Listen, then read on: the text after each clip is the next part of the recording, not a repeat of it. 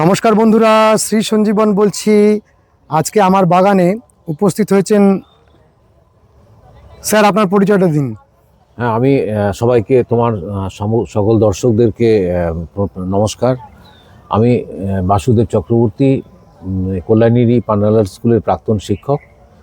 এখন বর্তমান সময় একজন বোগেনভেলিয়া প্রেমী এবং অ্যাডেনিয়াম প্রেমী। আর অন্য কোনো পরিচয় এখন নেই।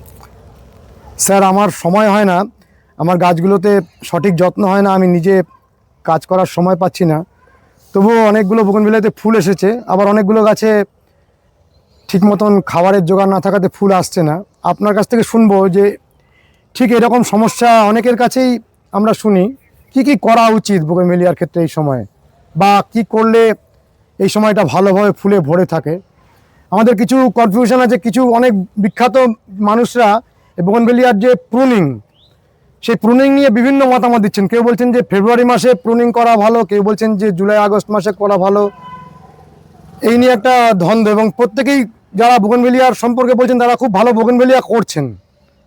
তা আপনার কাছ থেকে আমরা শুনতে চাই যে কোন সময়টা প্রুনিং করলে, মানে বিশেষ করে হার্ড প্রুনিং করার টাইমটা ঠিক কখন? অ্যাকচুয়ালি এগুলো অনেকটাই ডিপেন্ড করে এক একটা গাছের ওপরে। এখন তোমার বাগানের গাছগুলোর যেগুলো যা অবস্থা, তাতে যদি স্প্রিংয়ে মানে মার্চ মাসে যদি খুব ভালো ব্লুম নিতে চাও, তাহলে এখন গাছগুলোতে অল্প স্বল্প প্রুনিং করে ওই মিক্স খাবার দিতে হবে এখন গাছে। তাহলে মার্চ মাসে খুব ভালো ফুল পাওয়া যাবে। মার্চে একবার ফুল ব্লুম চলে আসবে। ফুল ব্লুম চলে আসবে প্রত্যেকটা গাছেরই যা অবস্থা দেখলো তোমার।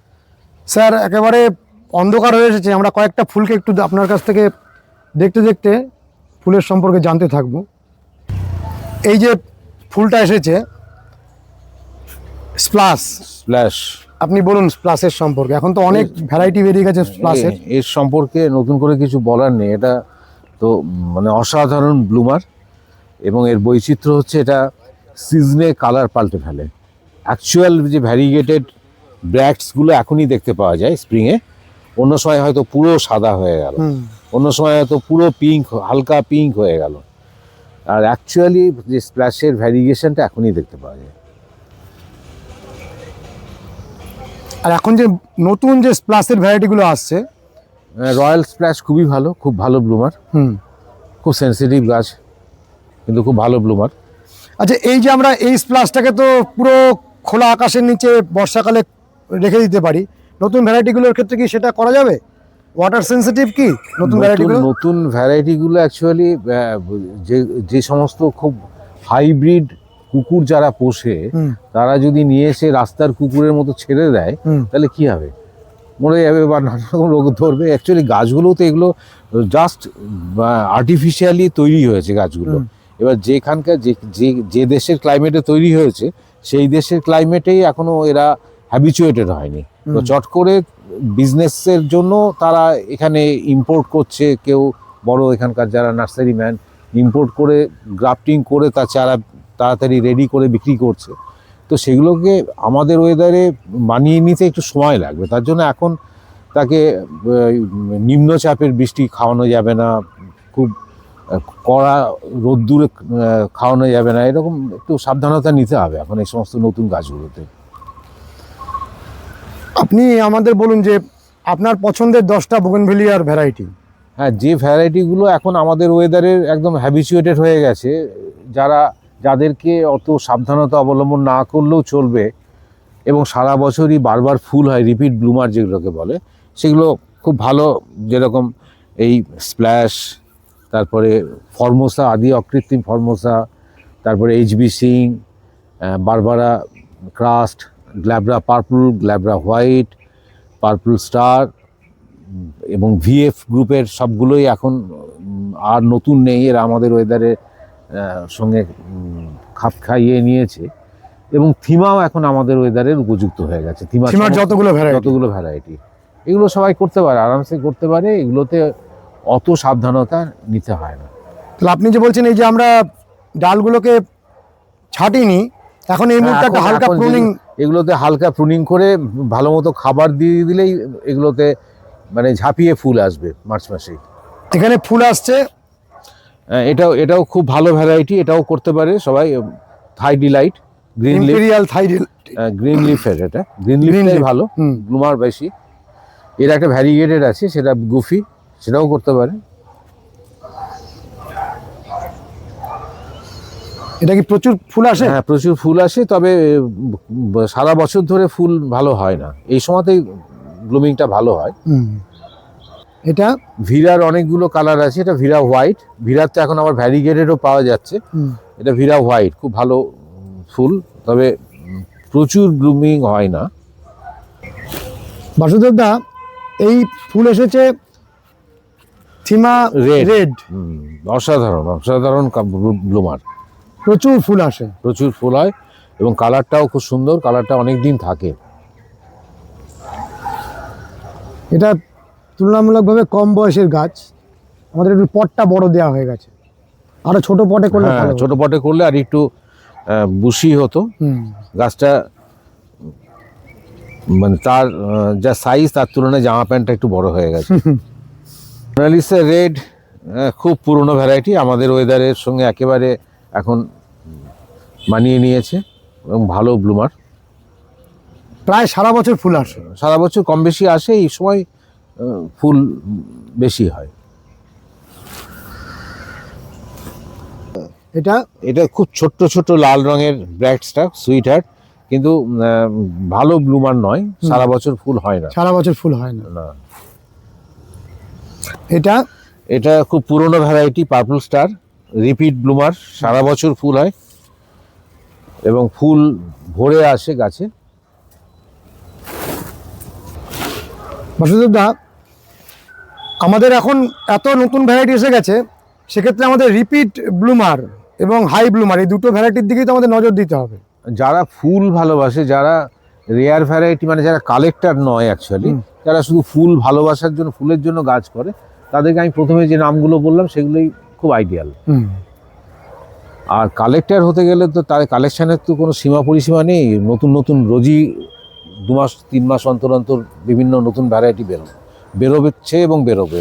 বুঝল বাসুদেব দা, একেবারে অন্ধকার হয়ে এসছে, আমরা কয়েকটা গাছকে একটু দেখি, আপনি আমাদের বলবেন। এই যে আমরা দেখছি ভিরা পার্পেল, না, এটা না, না, এখানে- হ্যাঁ, ওইটা ভিরা পার্পল। এবার এই ভিরা পার্পেলের ক্ষেত্রে ভিরার যে গোড়ায় বর্ষাকালে বা বিভিন্ন সময় আমরা দেখেছি গোড়াটা পচে যায়, একেবারে টবের গা থেকে ভিরার ভ্যারাইটিগুলো অনেক সময় পচে যায়। আপনি বলছিলেন যে এই ব্যাপারে আপনি একটা সাকসেস পেয়েছেন।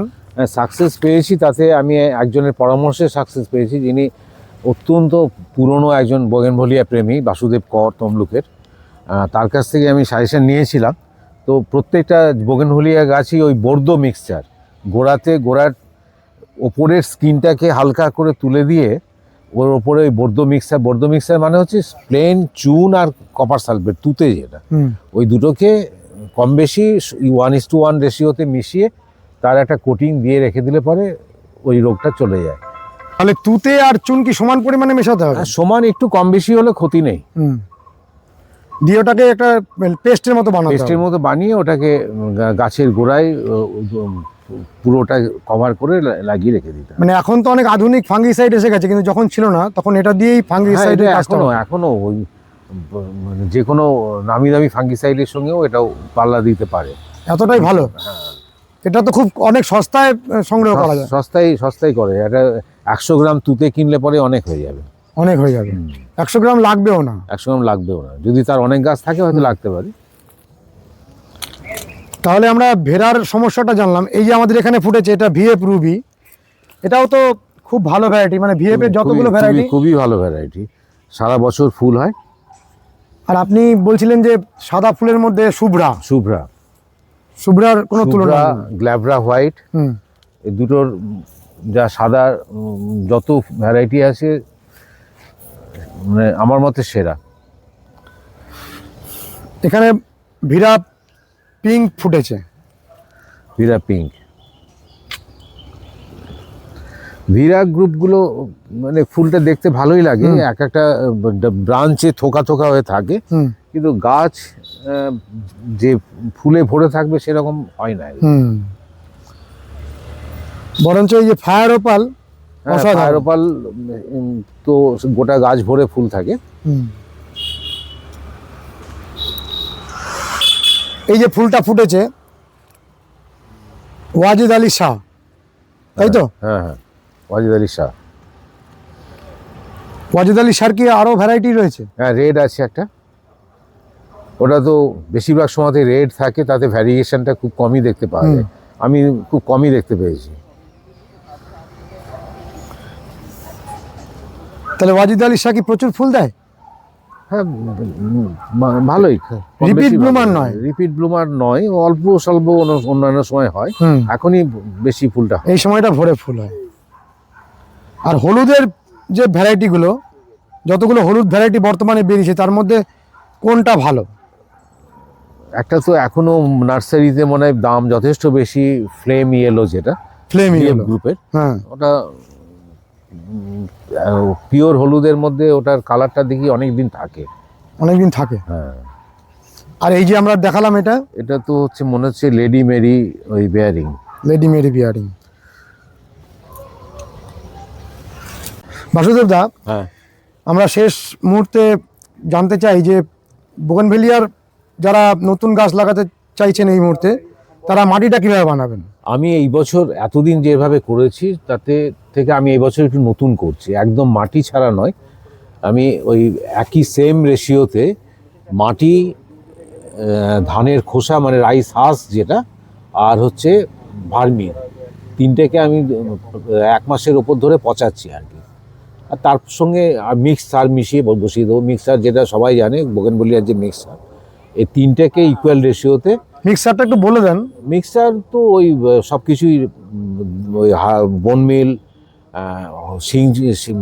হর্ন মিল, তার লেদার মিল, তারপরে নিম খোল, সর্ষের খোল, বাদাম খোল, এগুলো সব 1 কেজি করে নিয়ে আমি 10 কেজি ভার্মির সঙ্গে মিশিয়ে পচিয়ে ওটাকে মিক্সচার করি।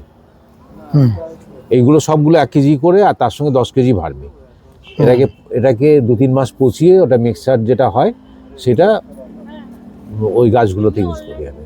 আর মিডিয়া হিসেবে এবছর আমি ট্রাই করছি, সেটা হচ্ছে মাটি, ধানের খোসা আর হচ্ছে ভার্মি, তিনটেকে ইকুয়াল রেশিওতে নিয়ে এটা আমি ছাদে এখন পচাচ্ছি। 1 মাসের ওপর হয়ে গেছে, 2-3 মাস পচবে, তারপরে ওটাকে ইউজ করবো। তাহলে পুরো পদ্ধতিটাই বদলে গেল। হ্যাঁ, এটাতে শুনেছি অনেক মানে ড্রেনেজ সিস্টেমটা অনেক ভালো হবে। ধানের চিটেটা কি আপনি পুড়িয়ে নিচ্ছেন? না, ডিকম্পোজ করে পুড়িয়ে নেব। এটা তো আমাদের এই জায়গায় ওগুলো তো কার্বনাইজ করা খুব মুশকিল, করতে পারলে খুবই ভালো, যারা করতে পারবে। একটু হালকা পুড়িয়ে নেওয়া নাকি? হ্যাঁ, ওই কার্বনাইজ করে নেওয়া, উইদাউট অক্সিজেনে পোড়াতে হয়। ও, উইদাউট অক্সিজেনে পোড়াতে হবে। সেটা তো মানে পুরো আমাদের এসব মানে শহরে অঞ্চলে যারা থাকে অল্প জমির মধ্যে, তাদের ক্ষেত্রে এটা তৈরি করাটা খুব ডিফিকাল্ট। আর কার্বনাইজ রাইস হাঁস মানে কিনতে কোনো নার্সারি তৈরি করে না, এখানে পাওয়া যায় না কি। একেবারে অন্ধকার হয়ে এসছে, আমরা আপনাকে পেলাম, আড্ডাও দিলাম, এবং আমাদের অন্যরকম পরিবেশ হলো আজকে, একটা অনেক কিছু জানা হলো। দর্শক বন্ধুরা অনেক কিছু শিখতে পারবেন, জানতে পারবেন। আমার নিজের গাছগুলোকে একটু দেখা হলো, কারণ এতদিন ধরে শুধু ঘুরে বেড়াচ্ছি। এবার থেকে ঠিক করেছি বাগানে বসে বসেই গাছগুলোর অনেকটা সেবা করব, এবং এই ধরনের অনুষ্ঠান আপনারা আরও পাবেন, এবং একটা আড্ডারও পরিবেশ তৈরি হয়, গাছগুলোর সাথে সখ্যতা তৈরি হয়। আর আমাদের কল্যাণীতে এই সমস্ত গুণী মানুষরা রয়েছেন যারা আপনাদের অনেক পথ দেখাতে পারেন। কেমন লেগেছে ভিডিওটি জানাবেন, লাইক করবেন, শেয়ার করবেন, সাবস্ক্রাইব করবেন। ভালো থাকবেন বন্ধুরা, সুস্থ থাকবেন, ভগবান আপনাদের মঙ্গল করুন। নমস্কার।